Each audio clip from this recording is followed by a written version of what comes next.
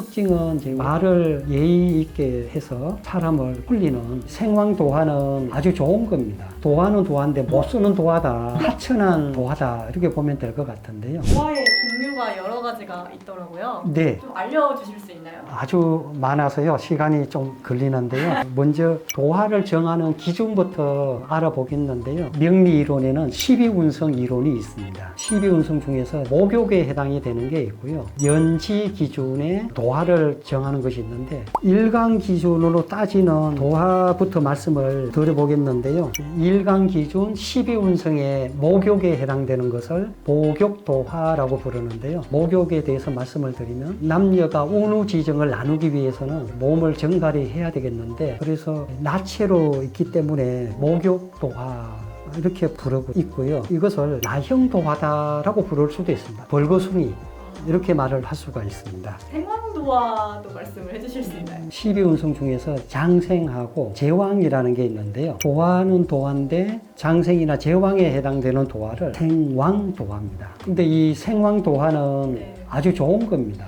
진짜요? 그 12운성의 장생하고 네. 제왕도 좋은 것이거든요. 12운성을 길신하고 흉신으로 나누는데 장생하고 제왕은 길신으로 분류를 합니다. 그래서 장생하고 제왕에 해당이 되면 아주 유명한 연예인으로 봐야 되겠습니다. 연예인을 안 하시는 분들은 어떤 쪽으로 도화를 쓰면 좋은지? 예술 계통에 종사하시는 분들이 좋겠습니다. 사절도화라는 게 있는데요. 12운성에 사하고 절이 있는데 사와 절은 나쁜 흉신으로 분류를 합니다. 그래서 사와 절에 해당되는 도화를 사절도화라고 하는데요. 아까 생황도화는 좋은 도화라면 이건 좀 나쁜 도화인데 죽을 사자를 쓰고 끊어질 절자를 쓰거든요. 도화는 도화인데 못 쓰는 도화다 이렇게 보시면 될 것 같아요. 하천한 도화다 이렇게 보면 될 것 같은데요. 사절도화에 해당하시는 분들이 연예인으로 그럼 가게 되면 어떻게 될까요? 인기 있는 사람은 좀 되기는 어려울 걸로 봅니다.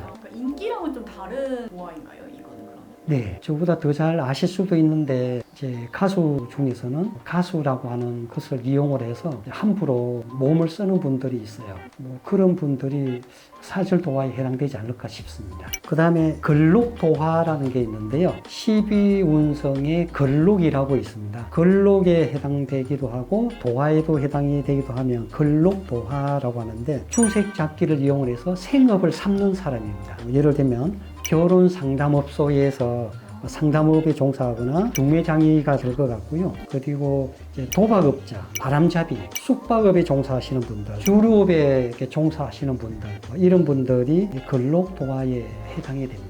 그러니까 아까 나왔던 사절도화하고는 좀 격의 차이가 있습니다. 걸록도화는 좀 좋은 편에 어쩔 수 없이 그쪽에 이제 종사하시는 분으로 해석할 수 있습니다. 본인이 어떻게 사용하느냐에 따라서 정말 달라지는 도화겠네요. 네, 연지 기준에 도화를 정하는 것이 있는데 일지를 삼합으로 묶어서 예를 들면 뭐 인오술이다 그러면 인오술에서 인의 그 다음 글자가 바로 이제 도화가 되는데 그것을 이제 함지로 더 많이 부르고 있습니다. 그래서 이제 도화를 태신, 연살, 뭐 나형, 궁살, 함지라고도 한다는 거 말씀드릴 수 있고요. 계절하고 밀접한 관련이 있는데요. 봄, 여름, 가을, 겨울하고 관련이 있는데 춘도화라고 있습니다. 이게 봄도화라고 이름을 바꿀 수도 있겠는데요. 봄을 뜻하는 것은 오행목이고 그래서 이것을 목도화라고 부르기도 하고요. 목은 오상에서 인의 예지신에서 인으로 보기도 해서 인자도화라고 이제 부르기도 하는데 특징은 이제 외모에 이제 집착을 하고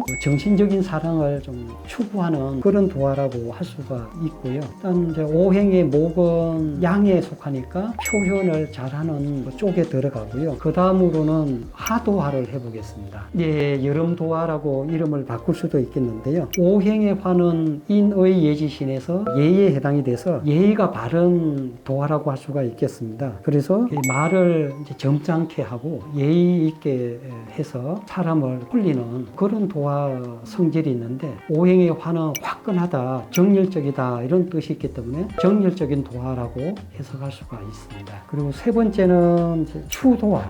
가을도화라고 할 수가 있겠는데 오행금에 해당이 되니까 금도화라고 할 수가 있고 차가운 인상을 이제 풍기는 도화 그리고 목소리는 언쟁반에 옥구슬이 굴러가는 그런 목소리로 사람들에게 호소력 있게 성적으로 다가가는 도화라고 할 수가 있겠고요. 마지막에 이제 겨울동자 동도화가 있는데 수도화라고도 하고요. 오행의 수는 음이 아주 강합니다. 그래서 음도화입니다. 물론 이제 가을도화도 음도화인데 음도화 성질이 더 강합니다. 특히 이제 주색 작기 모두에 좀 능한 그런 특징이 있고요. 술과 이성과 오락 이런 것들에 이제 능한 도화이기 때문에 어떻게 보면 겨울 도화, 동도화가 가장 나쁘다고 할 수도 있습니다. 제 주변에 카페에서 일하시는 분들이 있어요. 그런 분들한테 또 여쭤보기도 합니다. 얼마나 활용이 되고 있습니까? 어떤 도화를 주로 씁니까? 뭐 이렇게 여러 가지를 이렇게 물어봤습니다. 조금 들려주실 수 있나요? 어떻게 쓰고 계신지. 이제 도화를 이렇게 쓰기는 쓰는데 실은 이 도화하고 사주의 그 십성하고 곁들여서 씁니다. 이 도화만으로 도화 있으니까 인기가 좋겠다 또는 주색 잡기에 능하다 이렇게 표현하는 것은 상당히 모순이 있습니다. 크게는 사주 구조가 좋으면서 도화가 있느냐 나쁘면서 도화가 있느냐 이걸 봐야 합니다. 선생님 내 사주에 도화살, 홍염살, 화개살이 있는지는 어떻게 아나요? 포스텔러 만세력에서 확인이 가능합니다. 타고난 신사를 잘 활용하는 방법이 궁금하신 분은 포스텔러에 오셔서 확인하세요. 상관은 끼 발산이라고 보시면 돼요. 상관이 있으면서 도화가 있으면 인당끼를 발산을 해서 최상의 조합입니다. 태왕도화에 해당이 되면 간지성이 있습니다. 생포를 부리려고 하는 게 있습니다.